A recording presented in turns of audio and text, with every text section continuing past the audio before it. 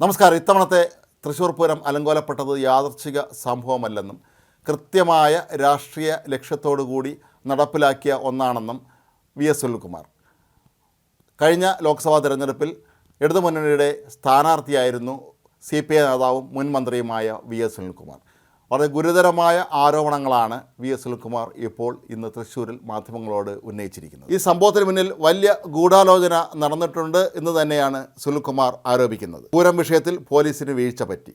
അന്ന് തന്നെ താൻ ഇക്കാര്യം വെളിപ്പെടുത്തിയിരുന്നതാണ്. എന്നാൽ ADGP അജിത് കുമാറിന് ഇതിൽ പങ്കുണ്ടോ എന്ന് തനിക്കറിയില്ല. PV അൻവർ പറഞ്ഞ കാര്യങ്ങളല്ലാതെ തൻ്റെ കയ്യിൽ ഇത് സംബന്ധിച്ച് യാതൊരു തെളിവുകളുമില്ലെന്നും വി.എസ്. സുനിൽകുമാർ പറഞ്ഞു. പകൽപൂരം ഒരു പരാതിയുമില്ലാതെയാണ് നടന്നത്. തെക്കോട്ടിറക്കം കഴിഞ്ഞ ശേഷം തിരുവമ്പാടി ദേവസ്ഥത്തിൻ്റെ ആളുകൾ അന്നത്തെ പോലീസ് കമ്മീഷണർക്കൊപ്പം സെൽഫി വരെ എടുത്തതാണ്.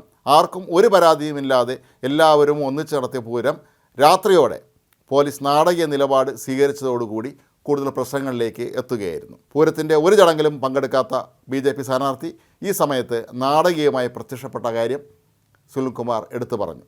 ഇതെല്ലാം കൂട്ടി വായിക്കുമ്പോൾ ഇതിൻ്റെ പിന്നിലെ രാഷ്ട്രീയ ഗൂഢാലോചന എല്ലാവർക്കും മനസ്സിലാകും. പൂരം അലങ്കോലപ്പെടുത്താൻ തീരുമാനിച്ച സർക്കാരാണെന്നും പിന്നിൽ LDF ആണെന്നും പ്രചരണം നടത്തി. ഇതിൻ്റെ പേരിൽ ഇടതുമുന്നണി സ്ഥാനാർത്ഥിക്കെതിരെ ജനവികാരം തിരിച്ചുവിടാൻ BJP നേതാക്കൾ ശ്രമിച്ചെന്ന് സുനിൽകുമാർ കുറ്റപ്പെടുത്തി. ലോക്സഭാ തെരഞ്ഞെടുപ്പിൻ്റെ മധ്യത്തിൽ പൂരത്തിൻ്റെ പ്രധാന ചടങ്ങുകൾ നിർത്തിവെപ്പിച്ചതിൽ പോലീസ് മാത്രമല്ല പൂരം നടത്തിപ്പുമായി ബന്ധപ്പെട്ട ചില ആളുകൾ കൂടി ഉൾപ്പെട്ടിട്ടുള്ളതായി സുനിൽകുമാർ ആരോപിച്ചു. പൂരത്തിൻ്റെ നടത്തിപ്പിലെ വീഴ്ചയിൽ പോലീസിൻ്റെ അന്വേഷണം പ്രഖ്യാപിച്ചിരുന്നു. ഈ അന്വേഷണ റിപ്പോർട്ടോടൻ പുറത്തു വിടണമെന്ന് സർക്കാരിനോടും മുഖ്യമന്ത്രിയോടും ആവശ്യപ്പെടുകയാണ്. ഇതിൻ്റെ പിന്നിലെ സത്യം അറിയാൻ ജനങ്ങൾക്ക് അവകാശമുണ്ട്.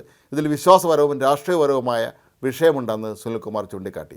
പൂരം കലക്കിയതിന് പിന്നിൽ പ്രവർത്തിച്ചവരാരാണ്, എങ്ങനെ അലങ്കോലപ്പെട്ടു, അതിനിടയാക്കിയ സാഹചര്യം എന്താണ്, അതിൻ്റെ പിന്നിലെ ഗൂഢാലോചന എന്നതെല്ലാം പുറത്തു വന്നേ മതിയാകൂ. പൂരം അലങ്കോലമായതിൻ്റെ ഇരയാണ് താനെന്നും വി.എസ്. സുനിൽകുമാർ പറഞ്ഞു. ലോക്സഭാ തെരഞ്ഞെടുപ്പിന് തൊട്ട് പിന്നാലെ തന്നെ ഈ ഒരു ആരോപണം അന്ന് CPI നേതാക്കൾ വ്യാപകമായി തന്നെ ഉന്നയിച്ചിരുന്നു. പൂരം അലങ്കോലപ്പെടുത്തിയത് LDFൻ്റെ സ്ഥാനാർത്ഥിയെ പരാജയപ്പെടുത്താൻ വേണ്ടിയാണെന്നും ഇതിൽ പല പ്രമുഖർക്കും പങ്കുണ്ടെന്നുമൊക്കെ അന്ന് CPI നേതാക്കൾ ആരോപിച്ചിരുന്നു. എങ്കിലും CPI നേതാക്കൾ ഇക്കാര്യത്തിൽ തികഞ്ഞ മൗനം പാലിക്കുകയായിരുന്നു.